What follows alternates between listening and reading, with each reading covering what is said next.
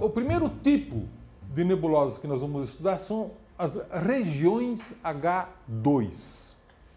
O que significa H2? H vem do hidrogênio, não é? H1 é o hidrogênio neutro. E H2 é o hidrogênio ionizado. Não tem H3, porque o H não pode estar duas vezes ionizado. Mas existe hélio 3, né? Que seria o hélio duas vezes ionizado. Regiões H2. Regiões H2 é quase um sinônimo de berçário de estrelas. É onde as estrelas estão nascendo, né? Se você olhar com atenção uma região H2, você vai ver uma nebulosa, alguma estrela jovem, massiva, quente, e essa estrela quente ionizando a nebulosa que a formou, ou refletindo a luz dela na nebulosa, né? Então, você vê essas três coisas acontecendo em geral ao mesmo tempo. Esta é a M16, né? Que é chamada a nebulosa da Águia. Ela é muito famosa. Você já deve ter visto isso aí muitas vezes, porque é usado como marketing do telescópio espacial Hubble, né? Foi uma imagem do telescópio espacial. Aqui à direita, em cima, é uma imagem de grande escala, né? E esta região central aqui, está ampliada aqui, né? É chamada nebulosa da Águia. E aqui você vê tanto nuvens moleculares gigantes, como uma nuvem difusa. Muitas vezes as regiões H2 também são chamadas de nebulosas difusas, para se diferenciar das nebulosas planetárias, que nós vamos ver daqui a pouco, tá? E esta luz difusa está sendo produzida por estrelas jovens, que se formaram em alguma parte desse complexo. É evidentemente uma região bastante complexa, né? Aqui você vê tanto uma nuvem molecular escura, quanto parte dela ionizada ou com luz refletida. Aqui nós vemos as duas coisas. Nós vemos uma grande nuvem que, de um lado, já produziu um aglomerado de estrelas jovens e, do outro lado, ainda não. Mas você vê o efeito das estrelas jovens aqui na ionização desta parte da nebulosa, né? Uma parte ionizada, a luz sendo interceptada, ionizando, e a parte de trás está escura, totalmente escura, né? E a mesma coisa aqui. A origem dessa ionização ou da luz refletida é o aglomerado que acabou de se formar, da metade dessa nuvem, né? Então você vê as duas coisas funcionando ao mesmo tempo, em regiões extremamente próximas do espaço, né? Uma nuvem mais estudada de berçário de estrelas é a nuvem molecular de Órion, da qual um dos componentes é a chamada nebulosa do Órion, que é uma nebulosa muito famosa, né? E que fica a apenas 500 anos-luz de nós. Então, pelo fato de ser tão próximo, né, 500 anos-luz numa escala da Via Láctea, que é de 100 mil anos-luz, vejam que ela é nossa vizinha dentro da Via Láctea, né? Então, sendo nossa vizinha, nós podemos estudá-la com maior detalhe, maior nitidez, né? Ela tem cerca de 100 anos-luz de diâmetro e a massa total dessa nuvem molecular é de 200 mil vezes a massa do Sol. Nessa nuvem molecular, houve um surto de formação de estrelas há 12 milhões de anos. E desde então, estão se formando estrelas em menor quantidade em algum lugar desta nuvem molecular de Órion, né? Vocês conhecem a nuvem molecular de Órion, né? Vocês já olharam para o céu e já viram as Três Marias. As Três Marias são três estrelas que têm 8 milhões de anos e que formam o cinturão de Órion. Essa é a constelação do Órion. Aqui está, então, o cinturão de Órion, as Três Marias, e aqui está a nebulosa de Órion. Aqui o arco. Betelgeuse e Rigel são duas estrelas extremamente brilhantes e fáceis de serem reconhecidas no céu. Né? E aqui tem a nuvem molecular gigante de Órion, tá? Sobre as estrelas, Betelgeuse, né? Rigel. Aqui está a nebulosa de Órion, a nebulosa da cabeça do cavalo, a nebulosa da Roseta, a nebulosa do Cone e mais uma porção de outras nuvens moleculares menores que fazem parte desse complexo e que não tem um nome oficial, porque não está imitando nenhum animal, provavelmente, né? Ou fica mais difícil de reconhecer. Então, vamos dar uma olhada, um pouco mais de detalhe, nesta nebulosa, chamada nebulosa de Órion. Esta é a imagem que normalmente você vê publicada da nebulosa de Órion, né? E esta imagem, ela vem desse ponto aqui. Aqui estão as Três Marias, Betelgeuse e Rigel, e tem três estrelinhas aqui, três estrelinhas entre aspas. A do meio é a nebulosa de Órion. Você consegue ver a olho nu, né? É um bom exercício para vocês, achar a nebulosa de Órion a olho nu, né? No óptico é assim, no infravermelho tem esta cara aqui. Esta é a nebulosa do Órion, mas você veja que aqui também tem uma nebulosa muito acentuada, apesar de a gente só ver a estrela central dela, né? Que é uma das Três Marias. Na nebulosa de Órion estão sendo formadas 2.200 estrelas, num volume inferior a 12 anos-luz. Tá? 2.200 estrelas. E compare isso com a vizinhança do Sistema Solar. Nós temos aqui uma estrela a cada 3 anos-luz. Né? Uma estrela. Lá em 12 anos-luz você tem 2.200.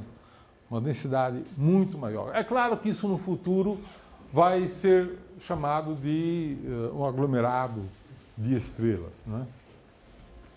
No óptico, na luz visível, você fotografa isso aqui, mas no infravermelho, onde o efeito de extinção, de obscurecimento é muito menor, você vê muito mais estrelas. Aí você pode fazer a real contagem de quantas estrelas estão realmente nascendo lá, né? Você pode também ver outras coisas muito interessantes, porque além das estrelas, você também pode observar protoestrelas. Estrelas que estão se formando, né? Aqui nós temos alguns exemplos.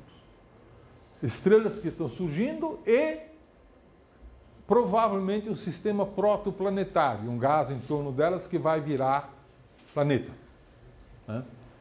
São amostras coletadas aqui de dentro dessa nebulosa de Órion, que é uma imagem tirada pelo telescópio espacial Hubble. Outro exemplo, né, de protoestrelas, né, com material circunestelar, possivelmente protoplanetário. Aqui um outro conjunto, né, de objetos, todos da nuvem da nebulosa de Órion. Tá? Por que eu estou mostrando? Porque está pertinho de nós. Então, com o telescópio espacial, você tem nitidez suficiente para fotografar isso. Essas coisas devem acontecer em todas. Só que, em média, elas estão muito longe, você não consegue imaginar para ter essa nitidez, né? Você aproveita que essa nebulosa de Órion está muito pertinho, então você consegue fotografar isso em maior detalhe, né? Ok. Dessa fase protoestelar, vamos passar por uma fase seguinte de estrelas, que são as estrelas de É uma fase já mais evoluída do que a da fase da nebulosa, né? São outro tipo de estrelas em formação ainda, né? E que tem jatos. Você vê um jato aqui, você vê um jato aqui, e a estrela mesmo está provavelmente a meio caminho. Eu digo provavelmente porque você não devia ver.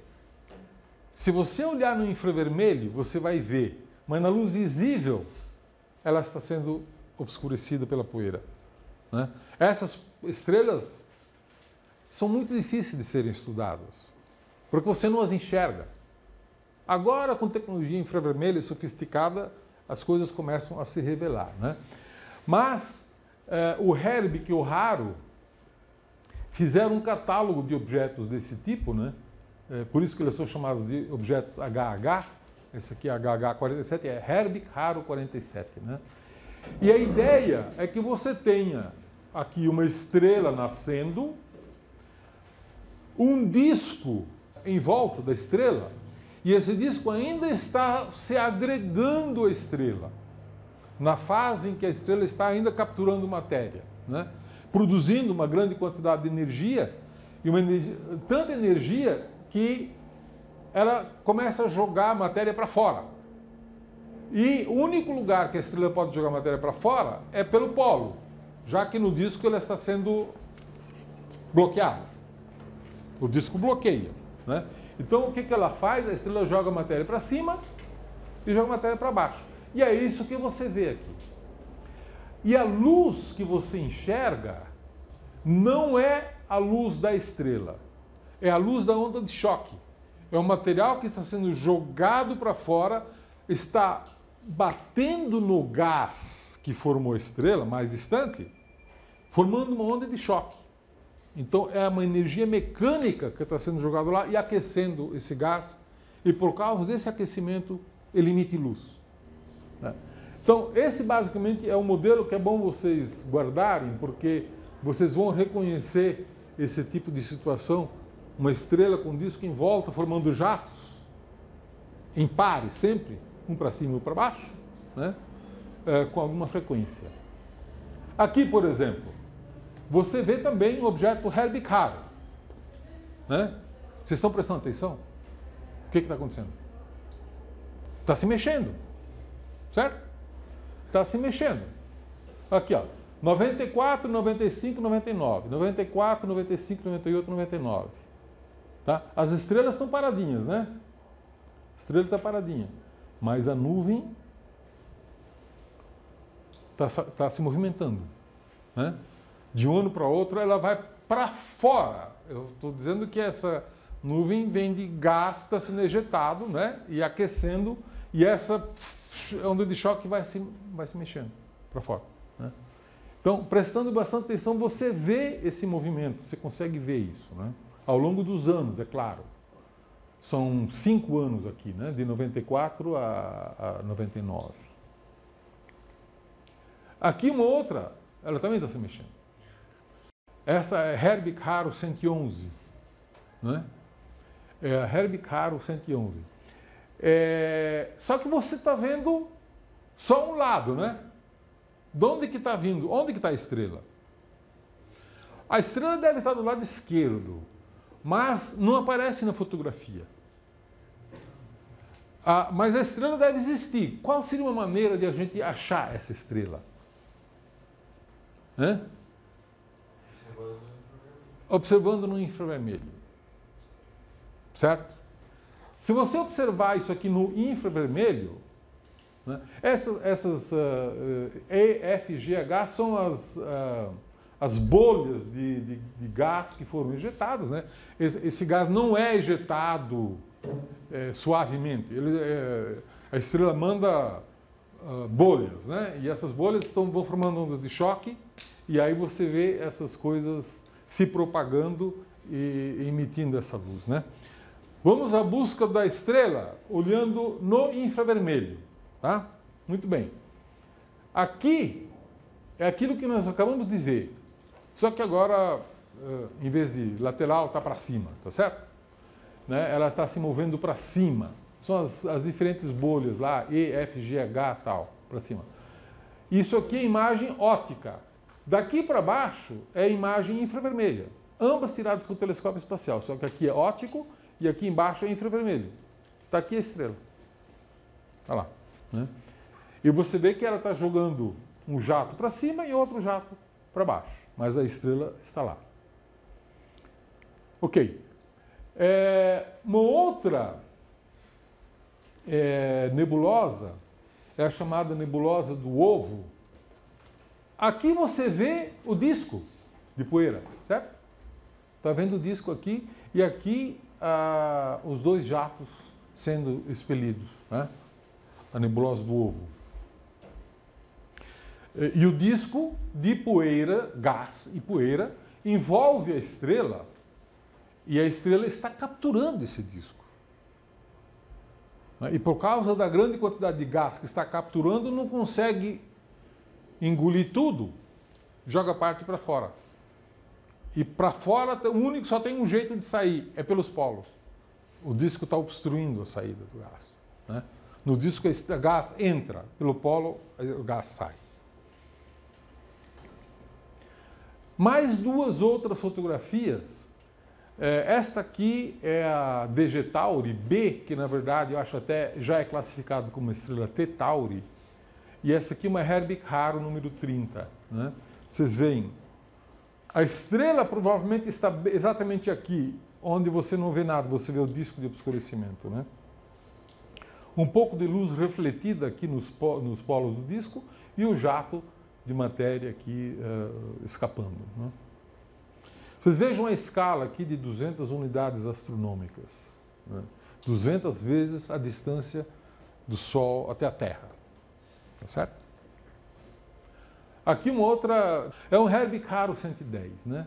Também um jato que está provavelmente saindo de uma estrelinha por aqui, tá? Que está jogando isso aqui para o espaço. Ok, então as estrelas jovens que nós vimos, né, foram as estrelas Herbig Haro e as estrelas T Tauri. As estrelas T Tauri são uma fase posterior, onde esse disco de obscurecimento já se esgotou, mas a estrela ainda está capturando gás em bolhas, que vem ainda de uma maneira mais aleatória, mas você vê a estrela, ela não está obscurecida. Né? E a estrela ainda não entrou na sequência principal. Essa é a fase da estrela T Tauri. Né? Aí nós temos a fase das estrelas quentes na sequência principal.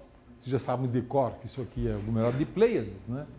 E tem uma outra tipo de nebulosa, que nas Pleiades você vê ainda estrelas jovens com parte da nebulosa, mas quando você tem uma estrela muito massiva, a fase da nebulosa que formou a estrela começa a se misturar com a fase da nebulosa que está sendo ejetado pela morte da estrela. As coisas quase que se misturam. A estrela nasce de uma nuvem, ela vive 1 milhão de anos e explode.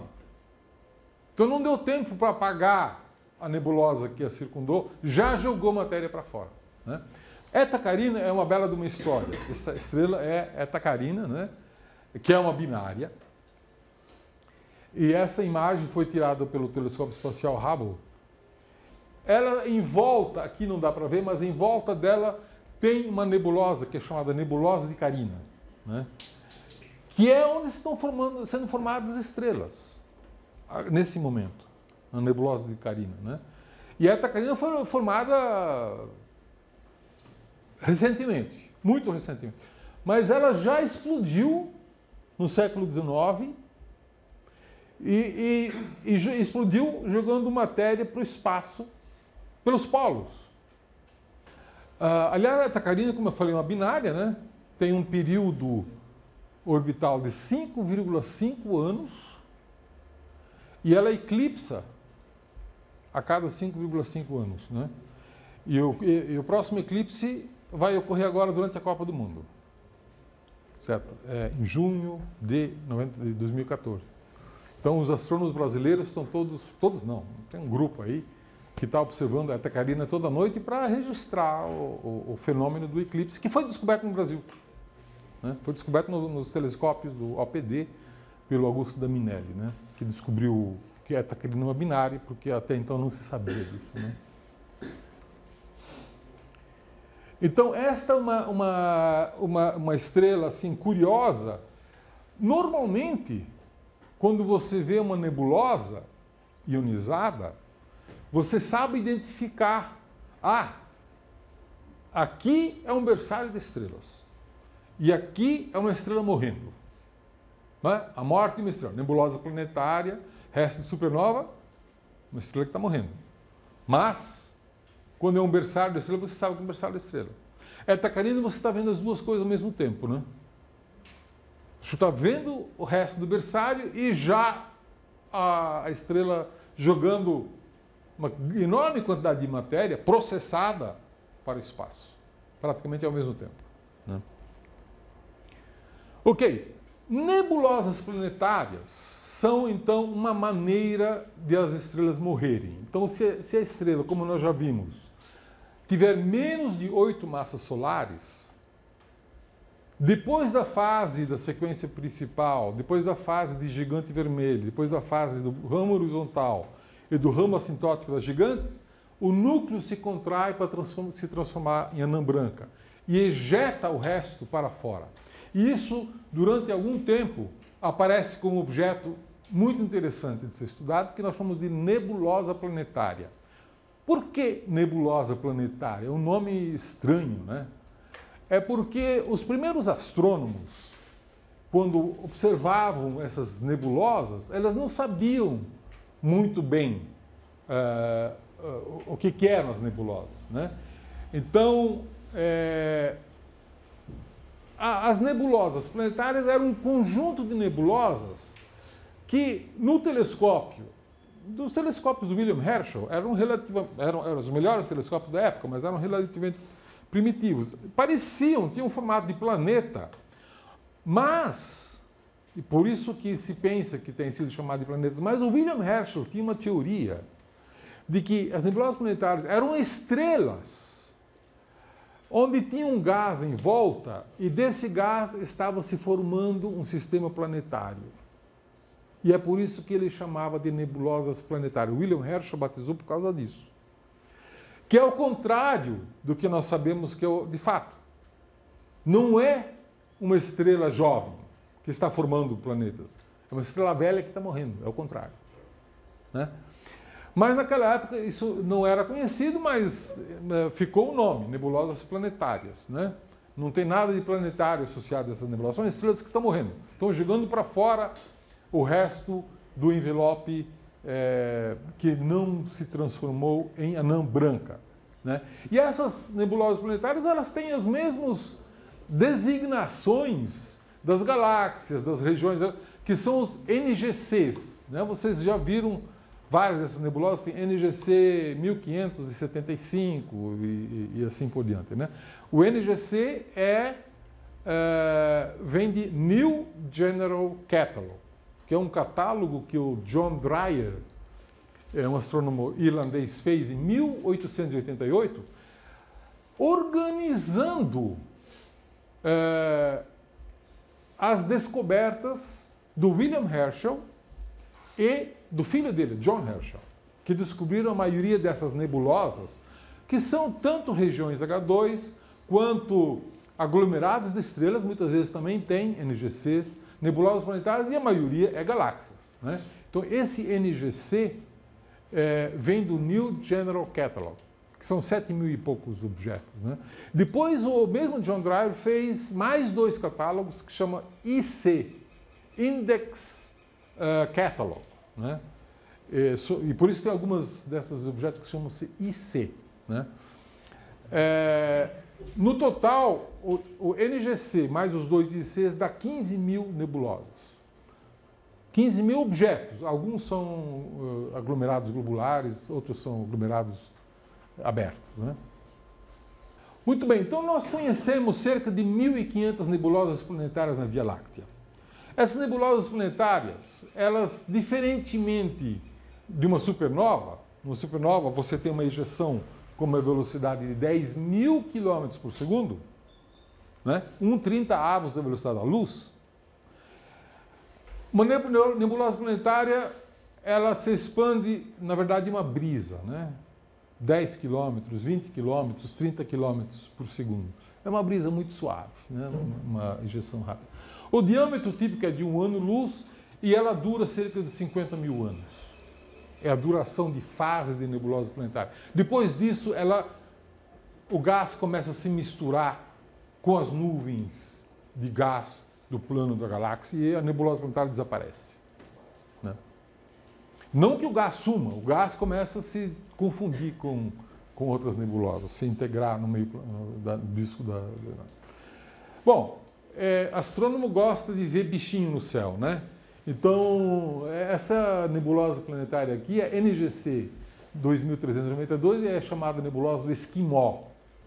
A nebulosa do Esquimó, então, tem aqui no centro, toda nebulosa planetária tem a anã branca em formação e o resto sendo ejetado. E vocês veem que essas ejeções, às vezes, não são únicas. Você pode ter uma ejeção e depois outras ejeções, ciclos, né? Sequências de ejeções. Mas, às vezes, formam essas imagens assim, curiosas, né? Essa outra aqui, NGC 6751, né? Uma outra imagem bonita, né? Essas imagens bonitas foram tiradas com o telescópio espacial, por isso que elas têm essa nitidez tão grande assim, né? Essa aqui é a nebulosa do olho do gato. Essa nebulosa é bastante interessante, né? Foi nessa nebulosa que foi descoberto o nebúlio. Vocês conhecem o elemento químico nebúlio? Não? Bom, eu também não. Mas, de qualquer maneira, quando tiraram o espectro dessa nebulosa do olho do gato, apareceram umas linhas muito intensas, que ninguém conseguiu identificar com um elemento químico, né? E como, quando observaram o Sol, viram que tinha linhas, raias atômicas, que não correspondiam a nenhum elemento químico conhecido, chamaram de hélio. Bom, o hélio é um elemento químico novo que foi descoberto no Sol e por isso chamaram de hélio, porque hélio é Sol em grego, né? Quando então descobriram linhas estranhas na nebulosa do gato, chamaram de nebúlio, porque devia ser um elemento químico novo que só existe em nebulosas, daí nebúlio, né? Mas, na década de 1930, um sujeito chamado Bowen mostrou, com cálculos de mecânica quântica, que, na verdade, essas linhas são linhas do oxigênio 2 vezes ionizadas e que não ocorrem em laboratório exatamente porque a densidade do laboratório é muito alta. Essas linhas só ocorrem em densidades muito baixas e por isso que se chama de linhas proibidas, que são linhas muito importantes no estudo das nebulosas. Só ocorrem em densidades muito baixas, por isso em nebulosas, né? Então, esse nebúlio foi, digamos assim, um factoide temporário, né? Um elemento químico que se criou e depois desapareceu, né? A explicação, na verdade, era outra. Foi nessa nebulosa do gato que isso aconteceu, né? Essa é a nebulosa da borboleta, também não preciso dizer porquê, né? Vejam, vocês estão vendo o disco aqui, né? Quer dizer, quando as estrelas nascem, você tem isso aqui. Quando elas morrem, você também tem esse efeito bipolar, os dois polos, né? E, às vezes, a gente tem isso de uma maneira muito clara, que é, de fato, um disco, vamos dizer, a estrela está girando, e quando ela começa a ejetar, ela ejeta primeiro pelo equador e forma um disco. Depois, esse disco atrapalha mais a ejeção, e aí a estrela é obrigada a jogar para cima e para baixo, né? Mas, você pode também ter uma situação em que você tem duas estrelas. Você tem uma estrela normal e uma estrela morrendo. E essa estrela normal pode eventualmente jogar até gás em cima da outra, formando também um disco binário, de origem binária, que força a formação dessa estrutura dipolar, né? Essa é a nebulosa da formiga, ela é uma espécie de tanajura, né? cheia de perninhas, tá certo? Também uma imagem tirada do telescópio espacial, ela chama-se MZ3. Não tem nada a ver com catálogo de formiga. Ela é um outro catálogo, o catálogo de MZ. É o terceiro objeto do catálogo MZ. E aqui a nebulosa de M2.2-9. Essa nebulosa é muito interessante, porque você tem aqui a estrela anã branca morrendo, e esses dois estrutura dipolar, e descobriu-se uma coisa muito interessante. Eu vou mostrar agora, presta atenção. A estrutura dipolar agora fica no sentido vertical aqui, mas é a mesma estrutura dipolar. Vocês estão prestando atenção? 97, 99, 2000, 2002, 2006, 2007. Vocês estão vendo alguma coisa acontecendo? Uma rotação. Imagina-se que você tem aqui um sistema binário, uma estrela normal e uma estrela compacta com um disco. E esse disco, além de girar, ele também precessiona lentamente. Ele precessiona, ele faz um bambolê. Tá certo? Faz um bambolê. E aí, você imagine que o disco tem uma lanterna assim, joga luz para cima e luz para baixo. E esse bambolê faz com que o facho de luz ilumine a nebulosa com mais intensidade e menos intensidade, e isso vai girando. E isso foi registrado, né, ao longo dos anos. E você vê então o efeito dessa lanterna, né, que vai precessionando. Essa aqui é uma nebulosa Calabash. Eu não sei por que chamaram de Calabash, e também não sei porque alguns outros dizem que é nebulosa do ovo podre. Também não entendo muito bem por quê, mas é uma nebulosa protoplanetária. Protoplanetária não é porque é um protoplaneta, é uma protonebulosa planetária. É uma nebulosa planetária no início de formação, né? Começou a fase da nebulosa planetária, nesse sentido, nebulosa protoplanetária, ou protonebulosa planetária seria mais adequado, né? Vocês entenderam melhor, né? Ok, e por fim nós temos mais uma outra categoria de nebulosas de estrelas mortas, que são os restos de supernovas, né? E que aí você tem uma história muito rica de muitos restos de supernova que já foram estudados, foram estruturados. Esta é uma supernova muito interessante que explodiu na Grande Nuvem de Magalhães no ano de 1987. Fevereiro de 1987. Foi a primeira supernova descoberta no ano, e por isso A, né? E alguns anos depois foi registrado essa estrutura de anéis aqui, o que sugere que não é o gás propriamente dito expelido da supernova, e sim foram estruturas preliminares. Antes da explosão foi jogado gás para fora, formados esses anéis. Quando a nebulosa explodiu, a luz da nebulosa se propagou muito mais rapidamente do que o gás, e quando bateu nesses anéis, os anéis ficaram iluminados. Então é um eco da explosão da supernova, né? Uma estrutura muito interessante e bonita. E essa, não precisa explicar, né? Você já sabe o nome. Nebulosa do caranguejo, né? Visto em luz visível e visto em raio-x, né? São duas formas que mostram ambas uma supernova que explodiu no ano de 1054, na Via Láctea, né?